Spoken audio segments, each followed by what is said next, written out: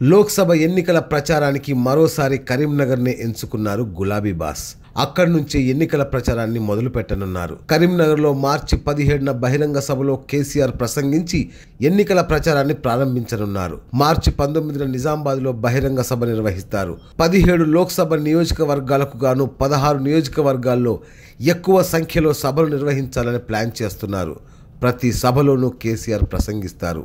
ప్రతి సభకు భారీగా జన సమీకరణ చేయాలని లక్ష్యంగా పెట్టుకున్నారు. కరీంనగర్లో కేసీఆర్ బహిరంగ సభను విజయవంతం చేసేందుకు టీఆర్ఎస్ నేతలు దృష్టి సారించారు. ఈ సభను ప్రతిష్టాత్మకంగా తీసుకున్న ఎమ్మెల్యేలు, ఎమ్మెల్సీలు దగ్గర నుంచి ఏర్పాట్లు చూసుకుంటున్నారు. భారీగా జన సమీకరణ పనిలో ఉన్నారు. 2.5 లక్షల మంది హాజరవుతారని అంచనా వేశారు.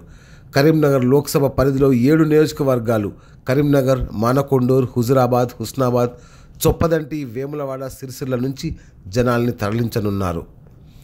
ఒక్కో నియోజకవర్గం నుంచి 30,000 మంది నుంచి 40,000 మందిని తరలించే ఏర్పాట్లు చేస్తున్నారు. ప్రతి ఇంటికి వెళ్లి కేసీఆర్ సభకు ఆహ్వానించాలని పార్టీ కార్యకర్తల్ని ఆదేశించారు. ప్రతి ఇంటి నుంచి ఒకరు సభకు వచ్చేలా చూడాలన్నారు. సభకు వచ్చే వారి కోసం తాగునీటిని ఏర్పాటు చేస్తున్నారు.